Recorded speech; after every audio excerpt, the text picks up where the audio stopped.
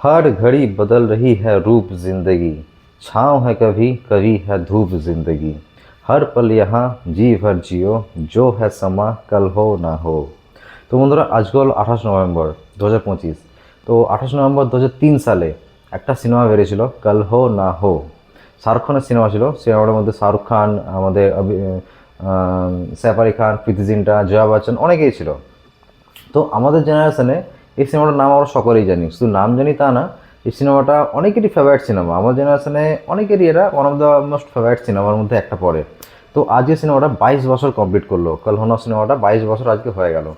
তো চলো এই 22 বছর ধরে সিনেমাটা আমাদের সকলকে অনেক অনেক অনেক কিছু শিখিয়েছে, অনেক কিছু অনেক আনন্দ দিয়েছে। তো তাই 22 বছর উপলক্ষে আজকে সিনেমাটার কিছু কিছু ইন্টারেস্টিং ফ্যাক্টস তোমাদের সাথে শেয়ার করব।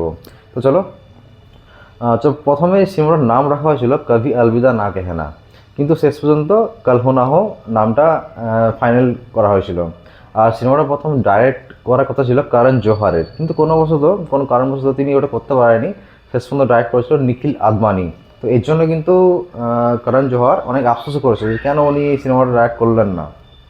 তারপরে যে লিড ফিমেল লিড যে প্রীতি জিন্টার ক্যারেক্টারটা প্রথমে দেওয়া হয়েছিল, ভাবা হয়েছিল করিনা কাপুরকে নিয়ে। তো করিনা কাপুর সিনেমাটা তো করার কথা ছিল, কিন্তু উনি একটু বেশি টাকা চেয়ে বসেন। তো টাকা চাওয়ার জন্য করণ জোহরের সাথে ওনার একটু মনোমালিন্য হয়। তো তাই করণ জোহর লাস্ট পর্যন্ত প্রীতি জিন্টাকে ফাইনাল করে নায়িকার জন্য। তারপর যে সৈফ আলি খানের চরিত্রটা আছে, সৈফ আলি খানের চরিত্রটা প্রথমে দেওয়া হয়েছিল সলমান খানকে, কিন্তু যেহেতু শাহরুখ খানকে এখানে বেশি প্রাধান্য দেওয়া হয়েছে, তাই সলমান খান ওটা তখন করেননি। স্বাভাবিক, সলমান খানও তো শাহরুখ খান লেভেলের একজন হিরো, তাই উনি তখন এটা করেননি, কোনো ব্যাপার না। সৈফ আলি খানও খুব ভালোভাবে এটাকে সিনেমাটা রিপ্রেজেন্ট করেছিল সৈফ আলি খান। তো আর হ্যাঁ, সিনেমাটা কত কামিয়েছিল সেটা বলেনি। সিনেমাটার বাজেট হয় 28 কোটি, 28 কোটি বাজেট, এবং সিনেমাটা কামিয়েছিল ওয়ার্ল্ড ওয়াইড 86 কোটির কাছাকাছি। তা সিনেমাটা ইন্ডিয়াতে ছিল সুপারহিট, এবং শাহরুখ খানের তোমরা সকলেই জানো যে ইন্ডিয়ার বাইরে শাহরুখ খানের পপুলারিটি অনেক বেশি। তো বাইরে এটা হয়েছিল সুপার ব্লকবাস্টার, বাইরে ইন্ডিয়ার বাইরে এটা ব্লকবাস্টার হয়েছিল, এবং ইন্ডিয়াতে এটা সুপারহিট হয়েছিল। মানে যে টাকা ধরো ইন্ডিয়াতে কামিয়েছে অত টাকা বিদেশে কামাতে পারেনি, কিন্তু তাও প্রায় কাছাকাছি টাকা কামিয়ে নিয়েছিল। তারপর এই সিনেমার মিউজিক ছিল সেই বছর 2003 সালের সবচেয়ে বেশি বিক্রি করার। তখন তো সেই পায় তো টেপ রেকর্ডারে ক্যাসেট পায় তো। তো সেই বছরে সবচেয়ে বেশি এই সিনেমার মিউজিক ক্যাসেটই বেরিয়েছিল।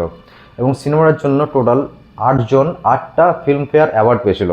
যেমন ধরো বেস্ট মিউজিক শঙ্কর এহসান লয় পেয়েছিল, বেস্ট সাপোর্টিং অ্যাক্টারে পেয়েছিল আমাদের সৈফ আলি খান, তারপর জয়া বচ্চন অনেকেই পেয়েছিল, বেস্ট ডাইরেক্টর নিখিল আদবানি, এরকম করে অনেকেই এই সিনেমার জন্য অনেক ফিল্মফেয়ারের অ্যাওয়ার্ড জিতেছিল। তো তাই এই সিনেমাটা লাস্ট পর্যন্ত সত্যি বলতে কি বন্ধুরা, আমি যখন সিনেমা রিলিজ হয়, যখন আমি দেখি, তখন আমি 7-8-এ পড়ি। তো তখন অতটা আমার সিনেমাটা তার আগে পর্যন্ত শাহরুখ খানকে অতটা বেশি ভালো লাগতো না, কিন্তু এই সিনেমা দেখার পর আমার শাহরুখ খানের প্রতি একটা ভালোবাসা একটা তৈরি হতে থাকে, এবং সেটা আজ পর্যন্ত কন্টিনিউ চলছে। তাই এখন আমি শাহরুখ খানের একজন খুব বড় ফ্যান একজন।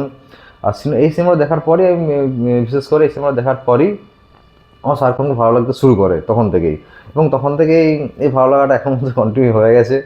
এরকমই চলছে আর কি। তো যাক বন্ধুরা, কাল হো না হো তোমরা আশা করি সকলেই নামটা শুনেছো, কাল হো না হো সিনেমাটার হয়তো অনেকেও দেখেওছো। যদি কেউ না দেখে থাকো তোমরা অবশ্যই দেখতে পারো। সিনেমাটা অবশ্যই খুব ভালো একটা সিনেমা, এবং দেখলে তোমাদের অন্তত খুব একটা হ্যাপি ফিল হবে তোমাদের। শাহরুখ খান যে ক্যারেক্টারটা করেছে না, শাহরুখ খান ক্যারেক্টারটা একটা অসাধারণ ক্যারেক্টার। অজয় মাথুর নামটা ঠিক মনে পড়ছে না ক্যারেক্টারের, কি একটা মাথুর আছে, দারুণ ক্যারেক্টার একটা, এবং যে স্ক্রিন প্রেজেন্স এবং যে সিনেমার গানগুলো সব কিছু মিলিয়ে অসাধারণ সিনেমা একটা কাল হো না হো, অসাধারণ সিনেমা। তো এই সিনেমাটা IMDb রেটিংও এখন 7 পয়েন্টের বেশি আছে। তো আমার ইচ্ছা হয় আমার তো 9 পয়েন্ট দিয়ে দেবো IMDb রেটিং। তো আমি সিনেমাটা যদি তোমরা না দেখে থাকো অবশ্যই রেকমেন্ড করবো তোমাদেরকে। যদি তোমরা না দেখে থাকো অবশ্যই দেখে ফেলতে পারো। সিনেমাটা অসাধারণ একটা সিনেমা শাহরুখ খানের, দেখলে অবশ্যই তোমাদের ভালোই লাগবে। তো চলো বন্ধুরা, আবার দেখা হবে পরে কোনো ভিডিওতে।